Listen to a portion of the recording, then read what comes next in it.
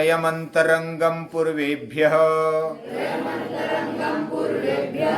तदपि बहिरङ्गं निर्बीजस्य तदपि बहिरङ्गं निर्बीजस्य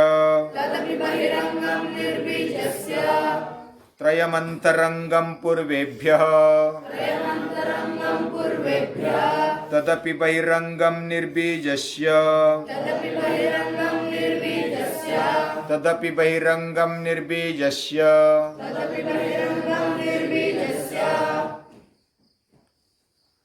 विभूतिपाद ये ऐश्वर्य से भरा हुआ है, यानी योग का वैभव क्या है ये इसमें बताया है, इसलिए शायद विभूतिपाद नाम दिया है।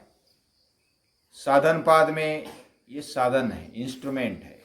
हमारा शरीर और ये जो जीवन है ये साधना के लिए है, और उसमें साधन क्या है ये बताया। अष्टांग ये योग के साधन है, और अष्टांग से ही योग बनता है। योगांगानुष्ठान ये अगर हमारे जीवन में आ जाए तो योग हमारे जीवन में आ गया। हर एक अंग चाहिए, शरीर का जैसा हर एक अंग हमें चाहिए, वैसा योग का भी हर एक अंग जरूरी है, उसकी आवश्यकता है। साधन पाद में पहले 5 यम, नियम, आसन, प्राणायाम, प्रत्याहार ये बताए। प्रत्याहार ये गेट है या तो सेतु है, और यहाँ तक बहिरंग है। बहिरंग यानी बाहर से भी मेहनत होनी चाहिए, अंदर से भी मेहनत होनी चाहिए। जैसा शरीर बाहर से भी स्वच्छ होना चाहिए, उसकी मेहनत होनी चाहिए, और अंदर से भी मेहनत होनी चाहिए और स्वच्छ होना चाहिए। वैसा ये योग, ये अष्टांग, ये बाहर के अंग है 5 और अंदर के अंग है 3। ये दोनों सूत्र में यही बताया कि योग साधना करते करते ये जो 8 अंग है उसमें 5 अंग बहिरंग है, और ये त्रयम अंतरंगम पूर्वेभ्य, त्रयम यानी 3 और अंतरंग यानी अंत यानी अंदर, और रंग यानी उसका एक कलर समझो, या तो उसकी एक आविष्कृति समझो, आविष्कार। तो ये जो तीनों है, धारणा, ध्यान और समाधि, ये अंतरंग है। पूर्वेभ्य पहले जो 5 बताए उसके अंतरंग है। अभी जब बाहर मेहनत करते हैं तो ही अंदर घुस सकते हैं। ये किले जैसा है। हमने एक पहला उदाहरण देखा, पूरा राज्य है, राज्य अगर अच्छा चलना है तो राज्य में हर एक गांव, हर एक जिला, हर एक राज्य देश में अच्छा चलना चाहिए, तब देश अच्छा चलता है। वैसा हमारे बाह्य इंद्रिय, बाह्य शरीर ये अच्छा होना चाहिए, तभी हम अंदर अच्छी तरह से प्रवेश कर पाते हैं। बाह्य राज्य सुजलाम सुफलाम होना चाहिए, तभी राजा ऐश्वर्य संपन्न होता है। और ऐश्वर्य संपन्नता बाह्य अंग से ज्यादा दिखती है। अंतरंग भी ऐश्वर्य संपन्न होना चाहिए, और तभी बाह्य रंग खुलता है। बाह्य रंग भी ऐश्वर्य संपन्न होना चाहिए, तभी अंतरंग अच्छा समझता है, वो शुद्ध भी होता है। एक दूसरे पर वो आधारित भी है, पूरक भी है। बाह्य अंग में जितनी मेहनत हम लगातार करेंगे, एक बार कोई ऐसा बोलेगा कि अंदर घुसेंगे एक बार अंदर घुस गए, राजा अंदर घुस गया तो बाहर कुछ देखना नहीं, ऐसा नहीं है। बाहर जो भी बहिरंग है वो भी अच्छे चलने चाहिए। जैसे बाह्य प्रजा, वो हर एक ने काम करना चाहिए, हर एक ने स्वस्थ रहना चाहिए, हर एक ने कुछ ना कुछ जिम्मेदारी लेनी चाहिए, तब जाकर के बाह्य राज्य चलता है। वैसा ही योग में ये जो यम नियम आसन प्राणायाम और प्रत्याहार तक ये अंतरंग में घुसने के बावजूद भी अच्छी तरह से उनका काम चलना चाहिए, तभी अंदर अच्छी तरह से राजा रह सकता है, या तो आत्मशक्ति अच्छी तरह से शुद्ध हो सकती है। अभी अंदर ही जाकर बैठेगा और मौज मजा करेगा तो बाहर का राज्य बिगड़ेगा और वो अंदर के ऊपर प्रभाव डालेगा। वैसा ही हमारा बाह्य अंग यम नियम आसन प्राणायाम और प्रत्याहार ये अगर अच्छे होंगे तो भी अच्छा धारणा ध्यान और समाधि लगेगी, और ये तीनों मिलकर एक जगह पर होते हैं तो संयम होता है, और संयम जहां पर भी लगाएंगे वहां पर परिणाम अच्छा मिलता है, सिद्धि मिलती है। अभी बाहर के पांचों अंग ये बहिरंग है और अंदर के 3 अंग ये अंतरंग है, पूर्वी बताए हुए पूर्वेभ्य। और जो 3 अंग है उसके आगे भी प्रवास खत्म नहीं होता, यानी धारणा ध्यान और समाधि से संयम लग गया, अंतःकरण में संयम आ गया, पूरा संयम लगाकर हमने कुछ एक जगह पर हमारे पूरे शक्ति को लगा दिया, तो वह शक्ति लगा दी, हमें सिद्धियां मिली तो हम इधर उधर भटकेंगे, लेकिन रुकना नहीं। ये भी बहिरंग ही है। जो अंतरंग इधर बताए ये सबीज समाधि तक अंतरंग है, बहिरंग के अंतरंग है। जैसा बाहर का किले का बाहर का भाग बाह्य राज्य है, गेट में से अंदर आ गए तो किला लग गया, लेकिन किले में और एक किला है, वो है बाले किला। बाले किला मालूम है ना? किले में भी एक टेकड़ी होती है, हाँ, और उधर बाले किला होता है, उधर राजा रहता है। वैसा निर्बीज समाधि ये बाले किला है, और बाले किले में आत्मशक्ति रहती है, और इतर जगह नहीं रहती ऐसा नहीं है। वो पूरे जैसा राजा पूरे राज्य में रहता है, बाले किले में रहता है इसका मतलब उधर ही रहता है ऐसा नहीं है, उसका प्रभाव सभी जगह पर होता है। वैसा वो बाले किला में रहता है, तो बाले किला ये अंतरंग हो या निर्बीज समाधि अंतरंग हो गई, और फिर धारणा ध्यान और समाधि ये बहिरंग हो गया उसका। यानी निर्बीज समाधि का ये बहिरंग हो गया, धारणा ध्यान और समाधि, लेकिन यम नियम आसन प्राणायाम प्रत्याहार का ये अंतरंग हो गया। इस तरह से इधर बताया, तदपि बहिरंगम निर्बीजस्य। अभी जब हम उसमें चलते रहते हैं, ये 8 अंग साइमल्टेनियसली चलने चाहिए, यम नियम बरकरार रहते हैं। अगर कोई ऊंचे लेवल पर पहुंच गया समझो कोई योगी, तो उसने यम नियम नहीं छोड़ने चाहिए, या तो वो अपने आप पाले जाते हैं, उसका स्वभाव ही ऐसा बनता है कि वो अपने आप पाले जाते हैं, उसको एक्स्ट्रा मेहनत करने की जरूरत नहीं होती, वो सहजता से पाले जाते हैं। और जिसको सहजता से जिसके जीवन में नहीं पाले जाते तो उसने पहले तो जबरन पालना भी चाहिए।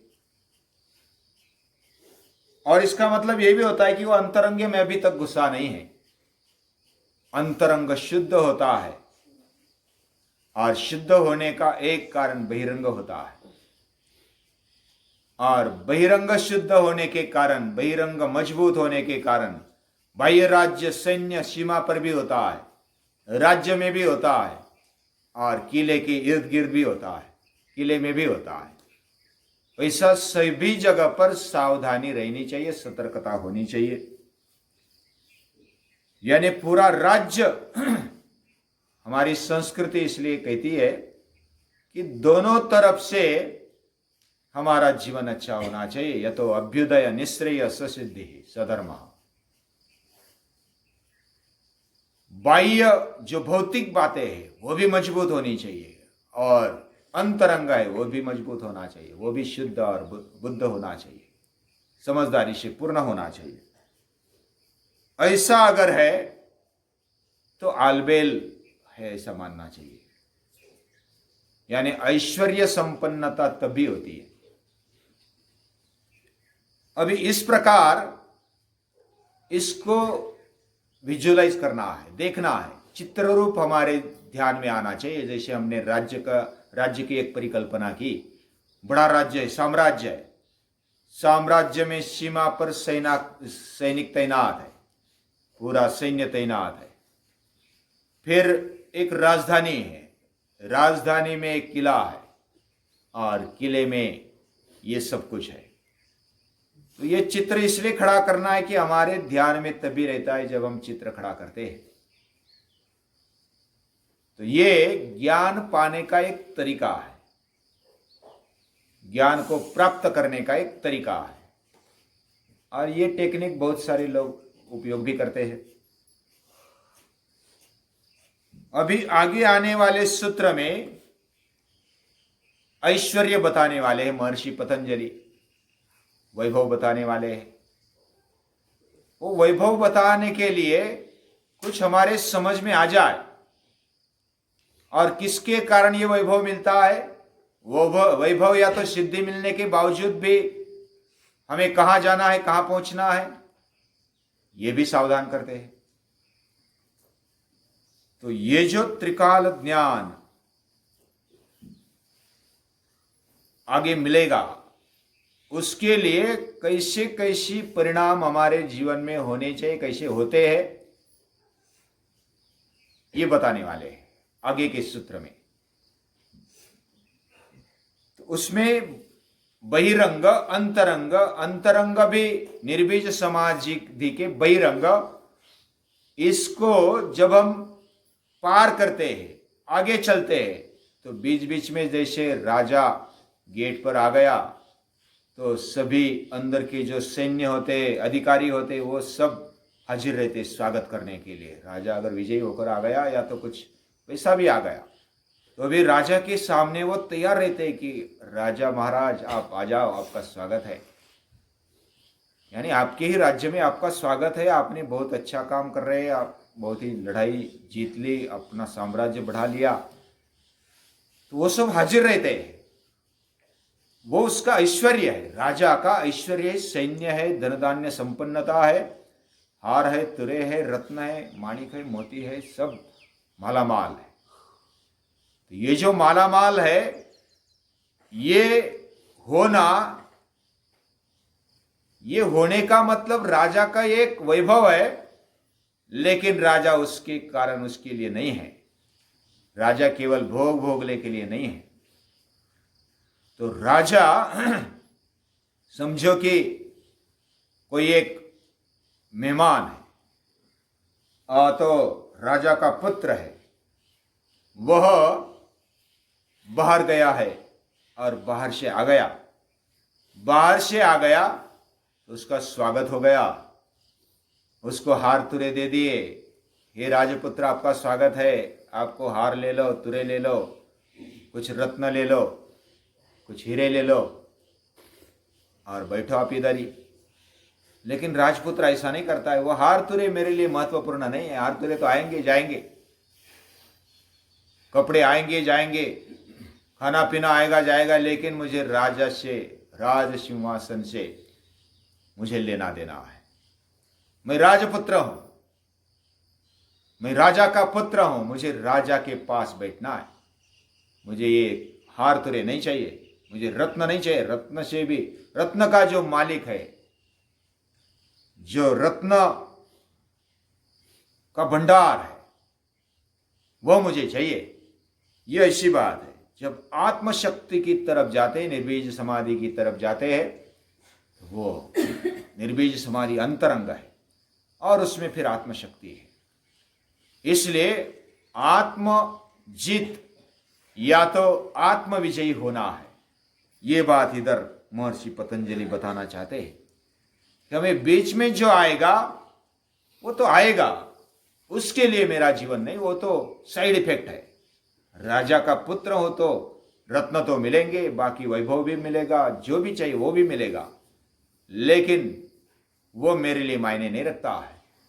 मेरा जीवन है बस राजा के लिए, और राजा का जीवन है प्रजा के लिए, और राजा होता है सभी के लिए।